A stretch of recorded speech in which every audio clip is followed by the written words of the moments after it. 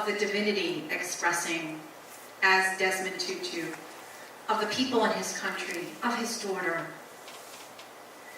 After the healing, after the apartheid, and they established the Truth and Reconciliation Committee that had 19,000 people come before them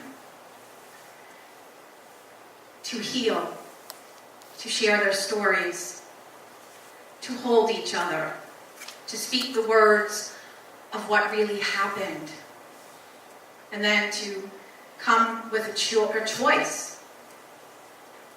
How do we move forward? Do we choose to forgive? And it's not a small task, is it? But in our divinity, and centered in the truth of who we are, in knowing and claiming that, Desmond Tutu and others said, yes, I will call up my divine wisdom. I will embrace my compassion, my courage, my passion, and my faith in knowing, yes, we as human walk the pain and suffering path at times, and we can do such horrific things to each other, but I hold to the faith of knowing that each one of us are divine, and the power of healing and wholeness is in each and every one of us. And in the Book of Joy, he shares that in those days, as he was contemplating and was going within to see how he could be used as an instrument, he said that there were days in which I wish I could erase from my mind all the horrors I have witnessed. It seems there is no end to the creative ways we humans can find to hurt each other, and no end to the reasons we feel justified in doing so. Do you not ache at times when we see horrific acts going on around us? But he also shared that likewise, there is also no end to the human capacity for healing.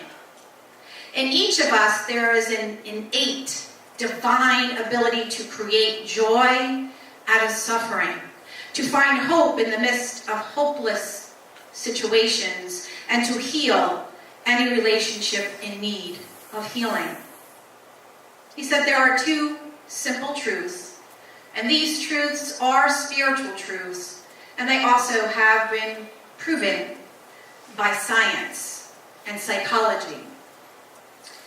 There is nothing that cannot be forgiven, and there is no one undeserving of forgiveness. I'm going to say that again. There is nothing that cannot be forgiven, and there is no one undeserving of our forgiveness. That might be hard, right? To sometimes see that, believe that. As people have bear witness to their entire family being murdered, people being maimed, maybe themselves being maimed, or raped. Or in our own lives, I know two people in my world, in my acquaintances. One who had a daughter who was drunk and killed 3 people. And the anguish that her daughter and her felt, the heaviness of being the quote-unquote perpetrator. And I also know other individuals who have lost a loved one from a drunk driving incident or an overdose. And the anger that might be filled with those who supply the drugs to our children to our adults. And in that video, when asked, well, doesn't it take an extraordinary person to forgive such atrocities, such horrible acts?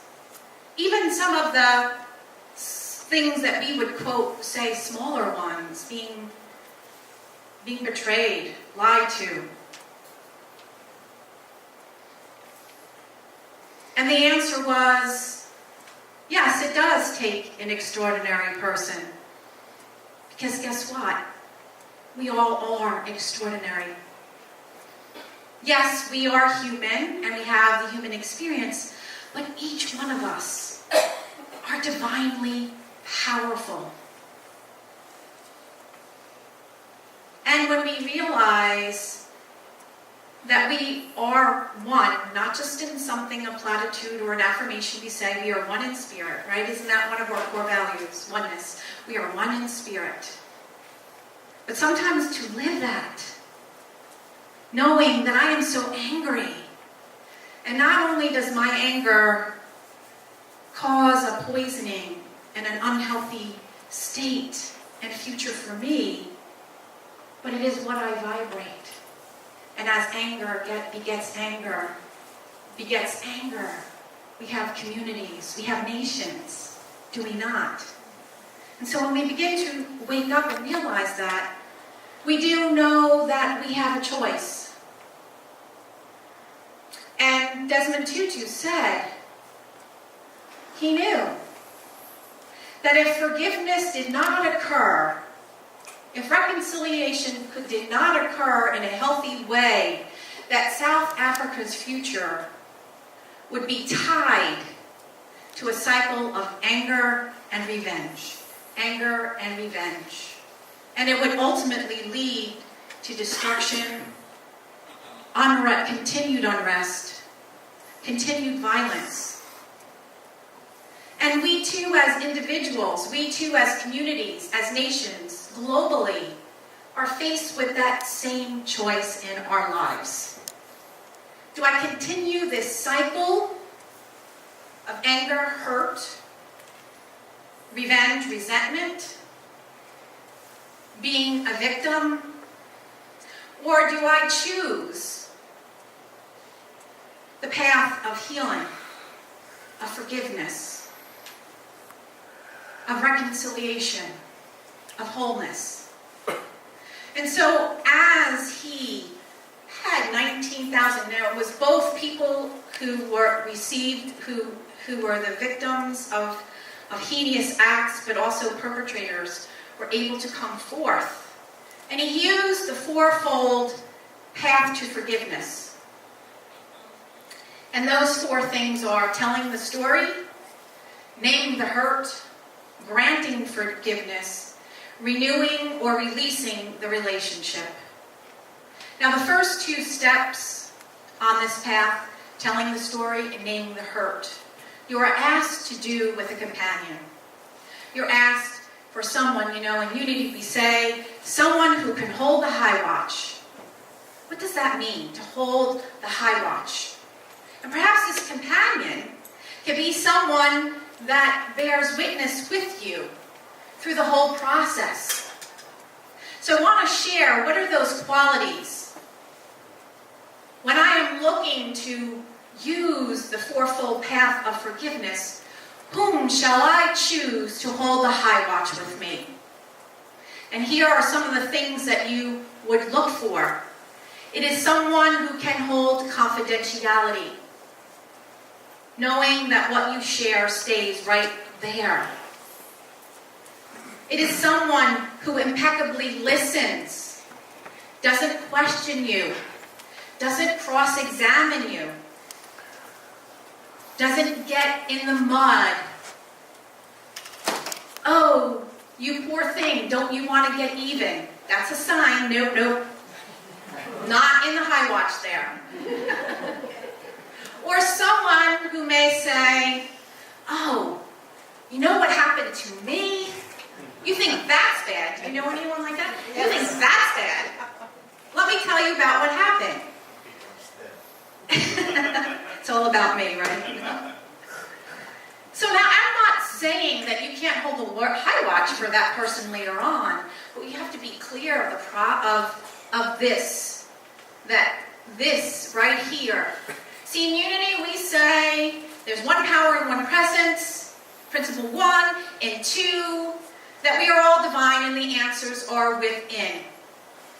So we are there to hold a compassionate space for that to unfold, knowing that I hold the truth for you. I don't need to tell you anything. I need to hold the space of truth, of compassion, of love, and being willing to see you whole and complete. And so the person who holds that high watch is the empathetic listener, not trying to fix it. And so I'd like to share these beautiful words that Desmond Tutu and his daughter invite you into as you are readying yourself to be divinely led to that right and perfect person. So you can take them in with your eyes closed or with your eyes open. To whom shall I tell my story? Who will hear my truth? Who can open the space that my words want to fill? Who will hold open the space for the words that tumble out in fast-cutting shards, and the words that stumble hesitantly into the world unsure of their welcome? Can you hold that space open for me? Can you keep your questions, suggestions, and judgments at bay? Can you wait with me for the truths that stay hidden behind my sadness, my fear, my forgetting, and my pain? Can you just hold open a space for me to tell my story? Do those words move you? Do they move you? Do you feel them in your heart? See, at the core of our being, we all want to be seen. We all want to be heard. We all want to be embraced, as I call it, warts and all. It is all good.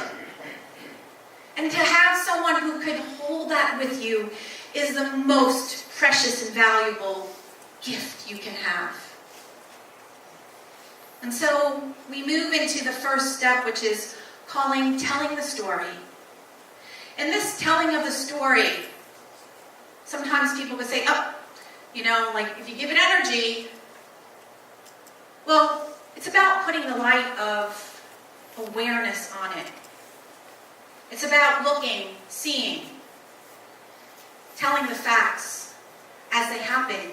Because when we kid ourselves, two things could happen if we do not look and tell that story, not with the purpose of being the martyr.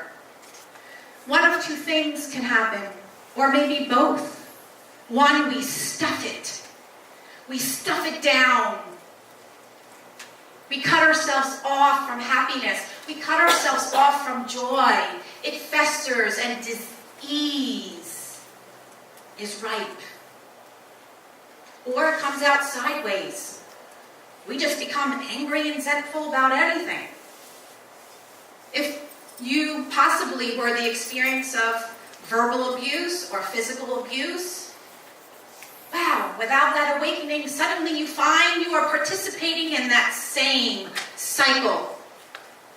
Possibly being the verbal abuser or the physical abuser. Or possible you create the belief that all men can't be trusted, all women are greedy, or whatever it may be. So shedding the light of truth is important. Looking at the facts as they occurred, stating them. This is what happened. And also knowing in that first step that you can't go back and change what was.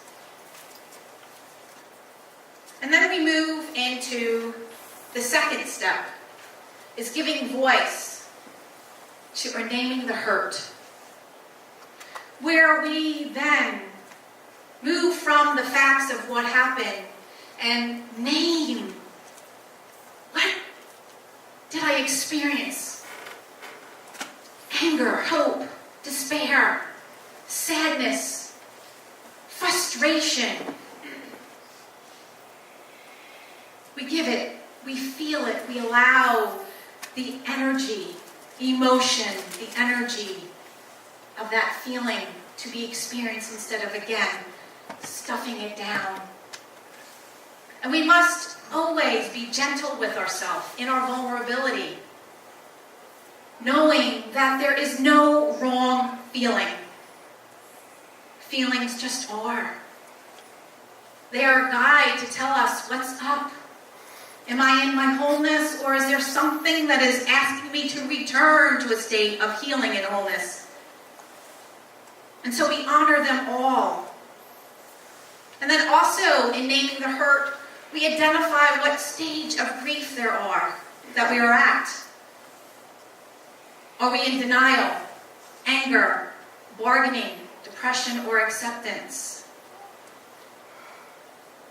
And then as you embrace your vulnerability and allow that to happen, then you move to the next step when you are ready.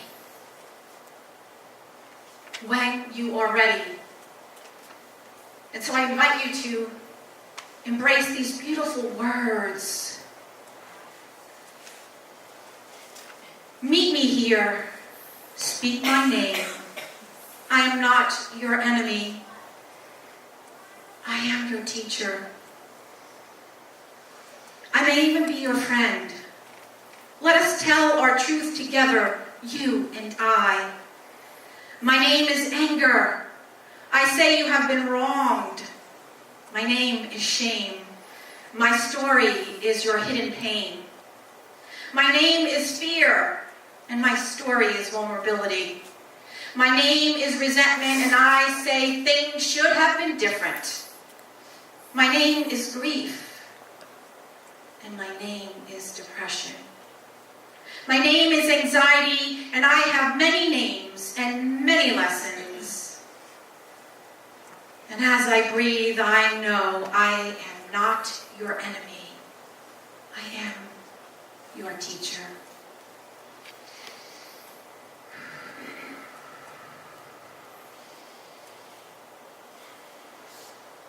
And then we move into granting forgiveness.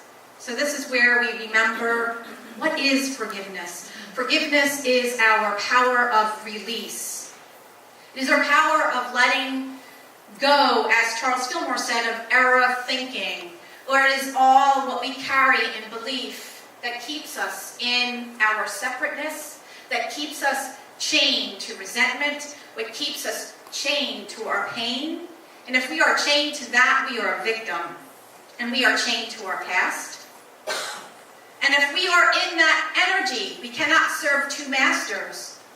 We are not putting the energy into our wholeness, divinely creating new life, being the expression of love.